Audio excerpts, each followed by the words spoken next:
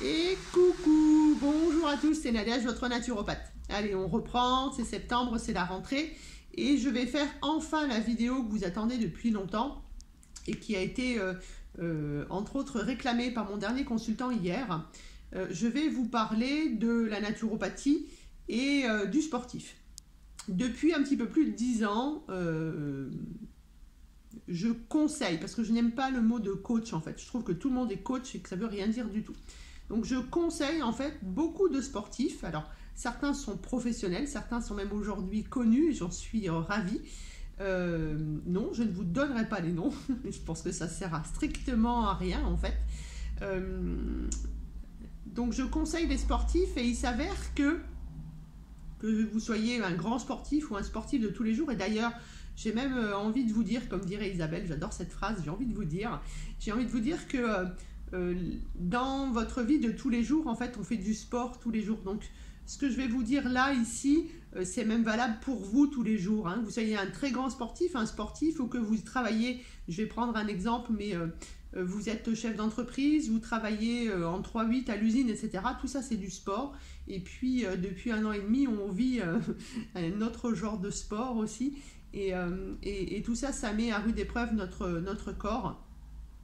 Donc voilà, j'ai envie de vous parler comment la naturopathie peut aider le sportif et en tout cas comment depuis 10 ans j'aide les sportifs à grandir s'ils ont envie de faire de la compétition ou à être en meilleure santé s'ils font du sport pour leur bien-être sans avoir cette idée de compétition. Alors certains vont me dire ouais mais je fais du sport, quand tu fais du sport il y a forcément de la compète. Non, on n'est pas obligé de faire de la compète, on peut faire de la compète pour soi-même si on veut, mais en tout cas pour moi j'accompagne aussi bien les gens qui font des compètes, les gens qui veulent avancer, les gens qui font du sport-études, hein, ça j'ai pas mal aussi de sport-études, que les gens qui veulent prendre soin d'eux en faisant du sport, parce qu'on sait, vous le savez maintenant, si vous retournez voir les vidéos, vous savez très bien que lorsque l'on fait du sport de manière intensive, on va faire rentrer dans notre corps des choses qu'on n'a pas si on ne fait pas du sport de manière intensive, et donc il va falloir qu'on équilibre. Hein. Vous vous souvenez, notre corps, c'est un très bel équilibre, c'est une magnifique machine, et lorsque l'on va tirer un peu sur la corde, pour quelque raison que ce soit, eh bien, notre corps va avoir du mal à retrouver son harmonie. Alors, qu'est-ce que la naturopathie peut apporter aux sportifs? Déjà, l'holisme, d'accord? Ça, c'est très important. Lorsque l'on va s'occuper de sportifs, on va pas, vous voyez, le coach sportif, il va vous apprendre comment faire certaines positions, comment récupérer, comment vous étirer, est-ce que vous devez faire 30 minutes de machin, 30 minutes de trucs, etc. Et lui, il va s'occuper quasiment que de ça.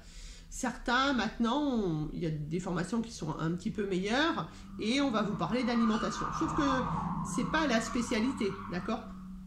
Et puis, là-dessus, vous vous souvenez, il y a la gestion du mental, très importante. Donc, le naturopathe, en fait, il va pouvoir vous amener un petit peu de tout ça dans la même consultation, en tout cas dans la même personne, il y a toutes ces connaissances. Vous vous souvenez, on est un éducateur de santé, et je préfère ce terme-là plutôt que coach.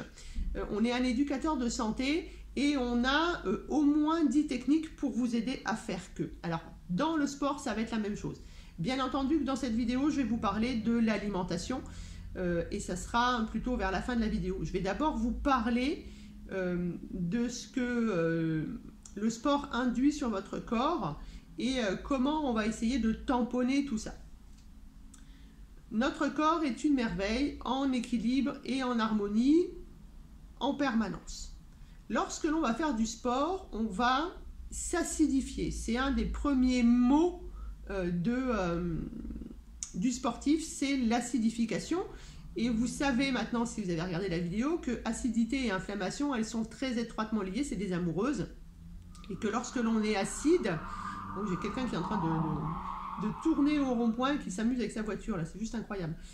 Lorsque l'on est acide, en fait, on va créer un déséquilibre dans notre pH. Notre corps a un pH particulier en fonction des endroits. Par exemple, celui de l'estomac, on est entre 2 et 4 en général. Par exemple, au niveau de nos intestins, on est plutôt sur un pH basique, on est au-dessus de 7. D'accord ? Sur notre peau, on a un pH qui est environ de 6 à peu près. Il faut qu'elle soit légèrement acide pour pouvoir faire son job correctement. Nos urines, par exemple, sont censées avoir un pH basique, en tout cas aux environs de 7. De quoi je peux vous parler encore? Du sang, par exemple. Hein. Le sang, c'est très précis, c'est entre 7,38 et 7,42. Ça, c'est l'anesthésiste qui vous parle. Donc, lorsque l'on va faire du sport à outrance, on va s'acidifier. On va s'acidifier pour plusieurs choses. Premièrement, on va avoir une respiration différente. Donc, on va avoir une gestion différente de oxygène et gaz carbonique. On va avoir une respiration beaucoup moins ample, donc on va moins sortir les acides volatiles. Deuxièmement, on va créer par le fonctionnement de notre corps, le fonctionnement de nos cellules et notamment de nos cellules musculaires, on va créer des déchets. Tout le monde a entendu parler de l'acide lactique, ce qui fait que vous avez, entre guillemets, des courbatures lorsque vous faites du sport, et ce, même si vous vous étirez. Eh bien, l'acide lactique, c'est une démonstration de l'acidité dans le corps lorsque l'on est sportif.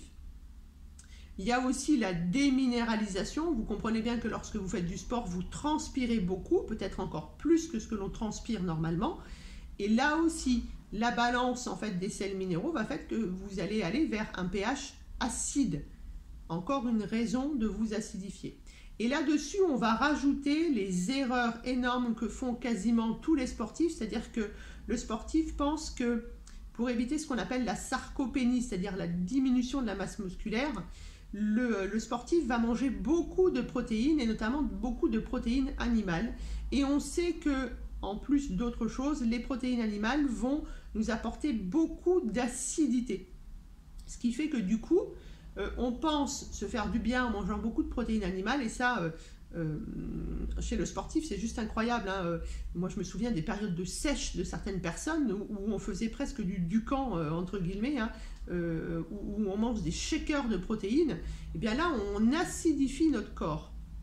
Plus vous acidifiez votre corps, plus vous allez faire de l'inflammation, plus vous allez faire des ites, hein, d'accord, sciatique, tendinite, mais ça peut aussi être torticolis, ça peut être lumbago, ça peut être les rhinites, les allergies, etc. etc. D'accord? Et surtout, acidité, inflammation égale vieillissement prématuré. D'accord?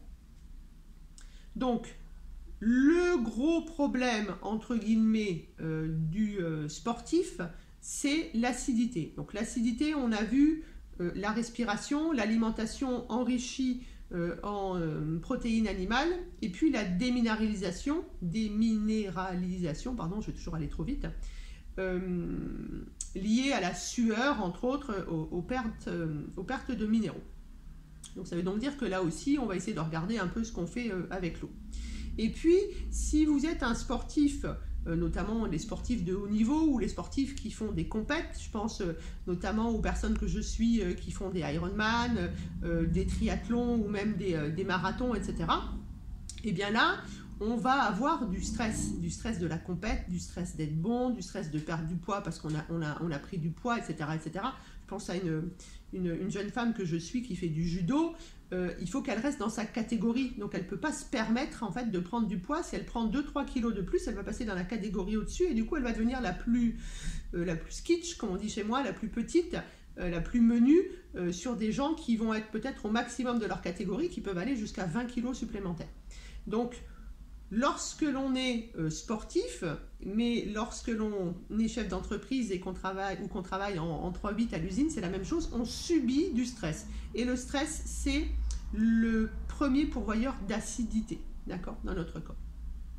Donc, ok, on a compris, le gros mot du sportif, c'est l'acidité. Acidité égale inflammation égale problème de pH, d'accord? Donc du coup, derrière, problème d'articulation, problème de tous les mots qui finissent en it et qui peuvent être vraiment très très très gênants. Alors, qu'est-ce qu'on va faire le sportif? Déjà, on va arrêter de penser comme on le faisait il y a 20 ans, d'accord? Le plat de pâtes à la sauce tomate la veille, ça ne marche pas, d'accord? Il faut absolument, et je dis bien il faut parce que si vous voulez prendre soin de vous, c'est très important. on va essayer d'être sur plusieurs piliers. Première chose, il faut qu'on fasse attention à avoir un pH en équilibre tout le temps. Ça veut donc dire qu'il va falloir gérer cette acidité. D'accord? Comment on va faire? Vous connaissez les causes de l'acidité, donc on va changer ces causes, d'accord? On va les enlever pour avoir quasiment plus aucune conséquence. Vous savez que la perfection, ça n'existe pas, même si on tend à y être. Alors, hydratation. Vous vous souvenez, en tout cas pendant la compétition, il va falloir que je prenne quelque chose qui m'amène beaucoup de minéraux. J'ai une amie qui me disait il n'y a pas longtemps, le dernier Ironman, en fait, ils ont eu des stats, etc. Ils perdent en général sur un Ironman 12 litres d'eau. Vous imaginez? Un Ironman, ça peut aller de 10 heures de sport jusqu'à 30 heures de sport, hein, quand vous y êtes, en fonction de si vous êtes un pro ou pas. Donc, il va falloir boire correctement, et il va falloir boire de la bonne eau, mais aussi apporter de manière supplémentaire quelque chose qui contient beaucoup d'oligo-éléments, beaucoup de minéraux. Okay? Donc, on va boire de l'eau de source ou de l'eau du robinet, débarrassée de toutes ces cochonneries. Hein. N'oubliez pas le chlore, revoyez la vidéo sur l'eau. On va boire de l'eau peu minéralisée, parce que sinon ça va trop disturber, d'accord? Donc vous ne partez pas sur une course avec de la Contrex, de l'Épar, etc. Vous pouvez prendre de la Volvic par exemple. Le mieux c'est Monroucou, Montcalm, Rosé de la Reine, ça c'est vraiment les meilleurs. Et là-dessus, vous allez partir, en tout cas moi je fais comme ça avec les sportifs que je suis, je les fais partir avec des petites ampoules de plasma marin de Quinton, d'accord? Donc là aussi, quand vous allez l'acheter, vous faites attention à la qualité. Si le plasma marin a été chauffé, vous n'avez plus rien à l'intérieur, d'accord? Pourquoi ça s'appelle plasma marin? Puisque ça ressemble énormément au plasma de notre corps. Donc, en dehors de la compétition ou pendant la compétition, je vais boire de l'eau peu minéralisée et je vais rajouter là-dessus des capsules, des ampoules entre guillemets de plasma marin que je prendrai de manière régulière. Cette hydratation, elle se fait là aussi de manière régulière, c'est-à-dire que, bon, dans la vie de tous les jours, on essaye de boire un verre d'eau toutes les heures, au pire un verre d'eau toutes les 2 heures. Ça va nous éviter que notre hypothalamus nous dise « et t'as soif, il faut boire ». Vous savez que là, c'est déjà trop tard, d'accord? Mais pendant la compétition, on va boire très régulièrement. Ça peut être toutes les 10 minutes et on va boire un tout petit peu, parce que si vous buvez une grosse partie, déjà ça va vous donner envie de pisser, ça va pas marcher, hein, là on va faire les vases communicants, mais surtout vous allez mettre plein d'eau dans votre estomac, vous allez vous sentir lourd, vous allez avoir du mal à la digérer, hein. Vous vous souvenez, l'eau c'est un aliment comme les autres, donc il faut digérer l'eau, même si on peut pas la mettre dans une catégorie particulière. L'eau elle est toute seule dans sa catégorie, hein. C'est pas un lipide, c'est pas un glucide, c'est pas un protéine, d'accord, mais l'eau elle doit être digérée, donc on va prendre des petites gorgées d'eau qu'on va garder dans la bouche, qu'on va saliver, parce que la salive va nous aider, va enrober l'eau, et puis après seulement on va l'avaler. Et donc pour pouvoir faire ça, il ne faut pas que ce soit des grosses gorgées d'eau, d'accord? Donc on boit un tout petit peu, et on boit régulièrement, toutes les 5, toutes les 10 minutes, ça c'est vous qui voyez en fonction de la longueur en fait de votre compète. Et puis là-dessus, vous allez rajouter, là aussi, en fonction de la température ambiante, en fonction du taux d'humidité, en fonction de la longueur de votre compétition, des ampoules de plasma marin. En général, moi je dis toutes les heures, si ça dure plus de 2 heures, toutes les demi-heures, si ça dure un petit peu moins. Et puis surtout, au départ, vous allez vous tâter, vous allez voir quand est-ce que vous pouvez ou quand est-ce que vous devez. Hein, si vous faites un triathlon et que vous avez 2 heures de natation, il est bien entendu que pendant que vous êtes en train de nager, vous n'allez pas pouvoir casser votre ampoule. Hein, d'accord? Donc ça veut dire qu'il va falloir la prendre avant et la prendre juste après. Okay? Donc là, faites confiance à votre corps, évaluez, voyez un peu comment ça se passe. Première partie, l'hydratation. Deuxième partie, ça va être l'alimentation et qu'est-ce que je vais rentrer dans mon corps. Donc, vous avez compris qu'il me faut des protéines, il me faut du muscle, d'accord? Ça, c'est important. Et on sait aussi que les protéines, elles vont gérer les glandes endocrines, elles vont gérer les neurotransmetteurs, etc., etc. Elles vont nous permettre de nous donner de l'énergie aussi avec le gras, mais les protes, elles ne sont pas forcément là pour ça. Les protes, elles sont vraiment là pour avoir du muscle, donc pour avoir de la force, pour avoir de la posture, pour avoir, entre guillemets, de l'énergie, mais de l'énergie dans le terme de force et pas de l'énergie dans le terme ATP, d'accord? Donc, on sait aussi que les protéines qui sont indispensables sont acidifiantes. Donc, on va diminuer les protéines animales, on ne les arrête pas, d'accord? Ça, c'est hors de question. Vous savez très bien que notre alimentation, c'est l'équilibre, et que notre corps, c'est de l'équilibre. Donc, on mange des protéines animales, par contre, on diminue la quantité, on augmente la qualité, mais ça, vous savez très bien que c'est quasiment pour tout le monde, ok? Et on va essayer de favoriser plutôt, là aussi, vous le savez, les viandes blanches, les petits poissons, parce qu'on va amener moins de toxines et plus d'oméga 3, d'accord? Si vous mangez un poulet, même si vous le faites cuire au four, on s'en fout, hein, vous mangez un poulet qui a été à label rouge, élevé au grain, etc., vous allez amener non seulement des bonnes protes, mais en plus, vous allez amener des oméga 3. Pour les petits poissons, c'est la même chose. Vous amenez des bonnes protes, un petit peu plus facile à digérer que la viande rouge, et vous allez amener des oméga 3, d'accord? Donc, vous pouvez continuer à manger de la viande rouge, par contre, essayez de vraiment beaucoup diminuer la viande rouge et de ne pas manger de la viande rouge autour des jours de la compétition.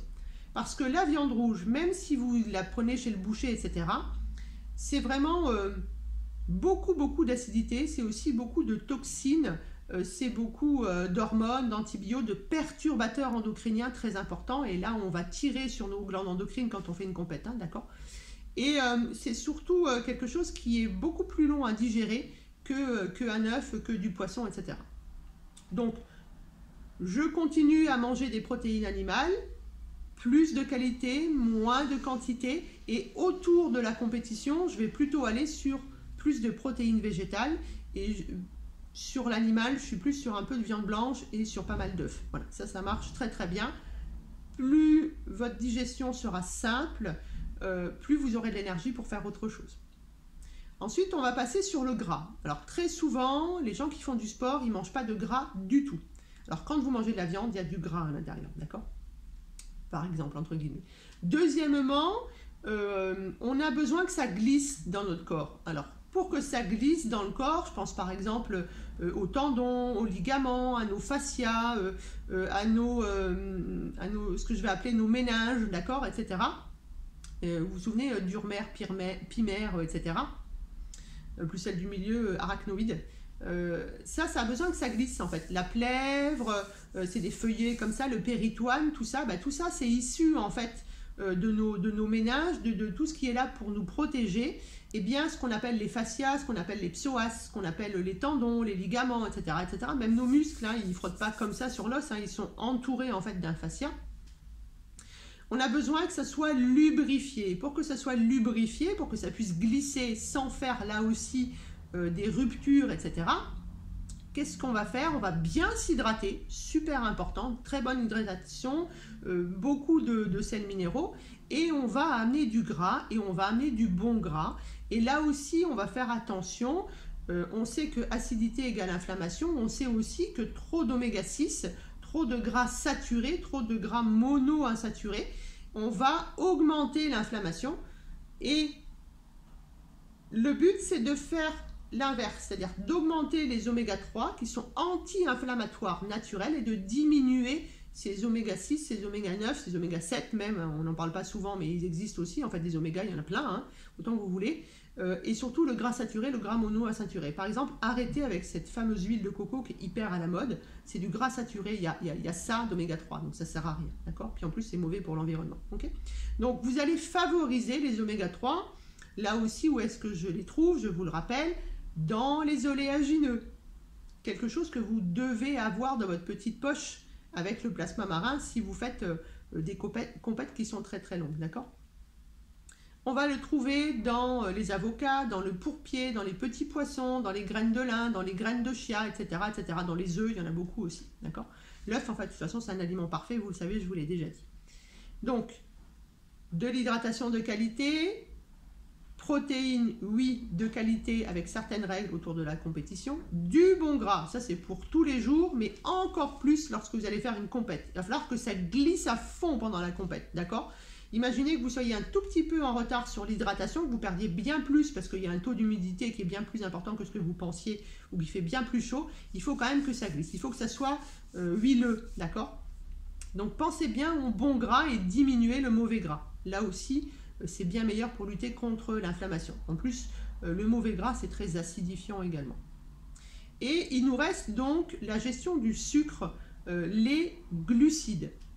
À chaque fois que vous allez manger du sucre rapide, que vous buviez par exemple de l'eau avec, vous mettez du fructose à l'intérieur ou n'importe quoi, etc. Puis vous buvez ça, en fait, à chaque fois que vous allez rentrer du sucre rapide dans votre corps, notre corps, vous savez, est bien fait, vous allez avoir le pancréas qui va sécréter une hormone qui s'appelle l'insuline. Et là, il va y avoir une alerte dans le corps. Une alerte parce que le taux de sucre va redescendre à cause de l'insuline. Et notre corps survit avec un taux, ce qu'on appelle une glycémie, donc le taux de sucre dans le sang, qui est aux alentours de 1 gramme. D'accord ? Mon insuline va arriver sur mon sucre rapide. Elle va diminuer ce taux de sucre. Et là, le corps va dire « Ouh, attention, ma survie est en danger » et il va sécréter de l'adrénaline. Ça, c'est, entre guillemets, dans le meilleur des cas. En général, et surtout pendant une compétition, on va sécréter du cortisol. Et d'ailleurs, je vous le dis toujours, le cortisol et l'insuline dansent le tango ensemble. Quand il y a un, il y a l'autre. D'accord ? Donc, on évite le sucre rapide, sauf si vraiment on sent qu'on a un coup de mou.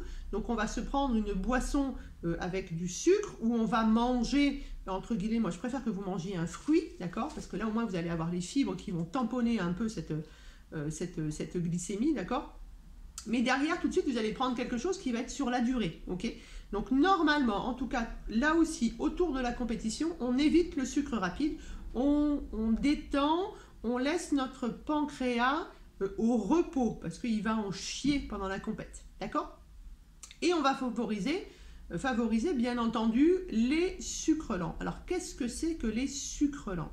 Les sucres lents, en fait, vous allez plutôt favoriser du riz semi-complet, un petit peu de pâte semi-complète si vraiment vous ne pouvez pas vous en passer, de la pomme de terre, de la patate douce par exemple, mais il existe plein d'autres choses en fait, hein, d'accord ? Vous pouvez vous faire, entre guillemets, des quiches, vous allez faire attention aux associations alimentaires, etc. En tout cas, vous ne partez pas là aussi sur des féculents qui sont blancs, parce que ça acidifie, d'accord ? Et plus c'est blanc, plus l'index glycémique est haut. Et lorsque l'on fait du sport, lorsque l'on fait de la compète, on essaye plutôt d'être sur un index, c'est difficile avec mon cheveu sur la langue, un index glycémique qui est bas, d'accord ? Parce que là, on va détendre notre pancréas et on va arrêter les pics d'insuline et donc les pics de cortisol, d'accord ? Donc les pics d'acidité, donc les pics d'inflammation. Donc vous pouvez manger, bien entendu, et vous devez manger des céréales, des féculents en tout cas, ce qu'on appelle des glucides complexes, mais si possible là aussi vous allez vers de la qualité, un peu moins de quantité même s'il en faut quand même, d'accord, et plutôt sur du semi-complet. Comme ça on est bien sur la gestion du sucre, sur le fait que la glycémie elle va se dérouler tout doucement et donc vous allez avoir de l'énergie sur une longue période. Ce qui veut dire que, qu'est-ce que je vais manger ? J'arrête le sucre rapide, j'en ai pour le au cas où, je sens vraiment que j'ai un manque d'énergie pendant la compète. Mais ça, c'est l'urgence. Dans la petite poche derrière, c'est vraiment pour le au cas où, d'accord ? Qu'est-ce que je vais manger ? Je vais manger des protes pour éviter la sarcopénie, donc pour faire du muscle. Mais autour de la compète, je diminue les protes et je vais plutôt avoir tendance à manger des protéines végétales. Protéines végétales, vous vous souvenez, c'est lentilles, pois chiches, les algues, les oléagineux, par exemple. Tout ça, c'est des protes végétales, d'accord ? Vous pouvez rajouter les champignons. Les champignons, c'est un super aliment. Mangez des champignons. Pour ceux qui sont végétariens, moi, j'aime pas trop, d'accord ? Vous pouvez manger un petit peu de soja. Ça reste une phytohormone. Moi, je trouve que pour le système endocrinien, c'est pas franchement génial. Donc, je diminue les protéines animales, je mange un petit peu plus de protéines végétales et surtout, je n'arrête pas les protéines. C'est très important pour le bon fonctionnement de mon corps. Donc, autour de la compète, protéines végétales. Je mange des glucides complexes, J'arrête tous les sucres rapides et lorsque je suis autour de la compète, je vais faire attention aux associations alimentaires. Ça veut dire que logiquement, je vais manger un tout petit peu, vraiment un petit peu de glucides complexes, un petit peu de viande et beaucoup de légumes. Et là, je vais avoir vitamines, sels, minéraux, je vais avoir des fibres, je vais avoir des protéines et je vais avoir des sucres complexes. Et surtout, ça va être une digestion qui est facile à faire pour votre système digestif. Moins mon système digestif est au ralenti, plus j'ai de l'énergie pour faire autre chose. Okay? Et là-dessus, vous allez rajouter du bon gras. C'est-à-dire que sur vos légumes, vous allez rajouter des oméga 3. Huile de lin, huile de colza, huile de noix, huile de cameline, etc. etc. D'accord ? Et dans votre vie de tous les jours, vous allez rajouter des oméga 3 et autour de la compète aussi, pour que ça soit lubrifié. D'accord ? Alors, j'espère que j'ai été assez claire. Il y a énormément de choses à dire sur le sportif. Là, c'était plus l'alimentation du sportif. Pensez à l'hydratation. L'eau fait partie des aliments. Mais pensez aussi que insuline et cortisol sont toujours très liés. Donc, il va falloir travailler aussi sur la gestion du stress pour qu'il y ait moins de cortisol. Et ça, vous le savez maintenant, on peut faire plein de choses pour gérer le stress. Et pensez aussi à votre respiration. La cause principale des maux du sportif, c'est une mauvaise alimentation, bien entendu, des mauvaises associations alimentaires, des indices glycémiques qui sont trop hauts et surtout c'est l'acidité, d'accord ? Et le stress donne beaucoup d'acidité et grâce à mes poumons, je peux éliminer beaucoup d'acidité. Voilà, j'espère que j'ai répondu à vos questions. Comme toujours, si vous en avez d'autres, vous n'hésitez pas à me contacter. J'essaye, même si je suis vraiment beaucoup débordée en ce moment, j'essaye de vous répondre et puis de vous répondre facilement. Et n'hésitez pas, ce que je voulais que vous compreniez aujourd'hui, c'est que la naturopathie, elle va vous apporter une approche holistique dans ce que vous faites avec le sport, d'accord ? Le sport à haut niveau, ça acidifie naturellement. Il va falloir que vous appreniez à tamponner cette acidité si vous ne voulez pas que le jour où vous arrêtez vos compètes ou le jour où vous en faites une très importante pour vous, vous ayez quelque chose qui vous empêche de la faire. Ok ? On prend le corps physique, le corps mental et évidemment le corps énergétique en charge lorsque vous allez voir un naturopathe. Prenez soin de vous et n'hésitez pas à venir. J'ai un peu l'habitude, mais il y a plein d'autres gens qui ont l'habitude. En tout cas, si vous voulez vraiment faire du sport correctement, n'allez pas forcément chercher un coach. Vous avez bien compris que c'est un mot qui ne me plaisait pas trop. Allez chercher quelqu'un qui va vous propulser, qui va vous aider, qui va vous accompagner. D'accord ? Prenez soin de vous, bon sport et à bientôt.